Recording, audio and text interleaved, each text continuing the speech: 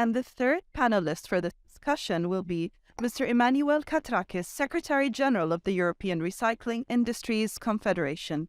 Let's give him a warm welcome.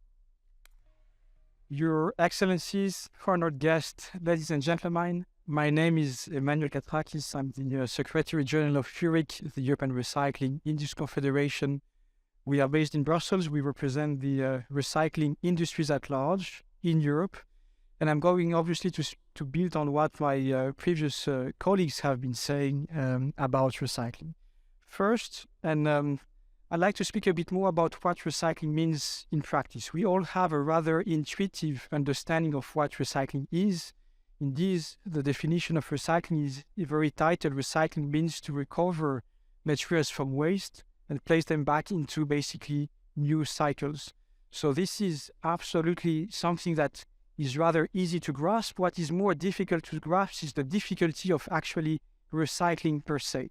Recycling is also a very old industry. I mean, if you look at archaeology, you will find traces of recycling since the humankind is there, because materials are scarce, and the way materials are being processed is also extremely difficult. So when you look here at all this room, you are going to see that we are surrounded by different types of products with many different types of materials, and each and single of these materials will require some different processes to be able to recover them and place them back into a new loop. So despite the fact that recycling is an intuitive concept, the action of recycling requires actually a lot of expertise, skills, and industrial infrastructure. And this is actually where this links with basically circularity, sustainable growth, and climate. And I think it also very much linked with a vision that has been portrayed by the different speakers about from the UAE, about trying to decarbonize basically industries. Recycling is going basically to address or tackle three issues. First, indeed, by recycling, you enable energy-intensive industries to decarbonize. You are going to recover materials that you don't need to mine anymore, or that you can add to industrial processes, in addition to mine materials. That's absolutely essential, especially when you think about the new products that are entering the market, EV vehicles, for instance, but all the different technologies and innovative products that we speak today. It's obviously very climate efficient. It has been said, but I'm going to repeat it. Depending on what you are going to recycle, you are going to save from 70 to above 90% of CO2. I mean, if you recover aluminium and recycle aluminium, the CO2 offset that you are going to bring is above 90%, and aluminium production is a very intensive, production. If you are going to look at your plastic bottle, the PET bottle that you have on your table, it's almost above 70%. It's between 70 and 80% depending on the data.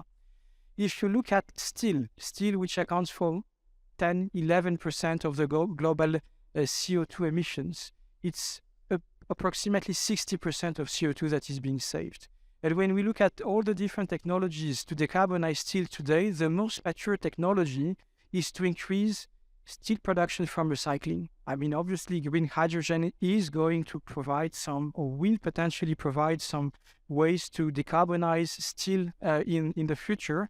But when we look at the available technologies today, steel from recycling is actually the one that is the most mature and which enables to basically save both iron ore and CO2. So, obviously, going to echo what my colleagues have said, it's absolutely essential to ensure that recycling is an integral part of any discussion on climate. And I think that cannot be said more. Now, recycling and the other dimensions of recycling. Obviously, recycling is going to create a lot of jobs. If you compare recycling with other ways to treat waste, you are going to create, you are going to create between 20 and 30 times more jobs than if you incinerate or if you landfill waste. Those are studies made by Deloitte for plastics here, but they are being, you can obviously enlarge them to all the streams. When you recycle, you need obviously to collect, you need to sort to make sure that you are going to get the useful materials.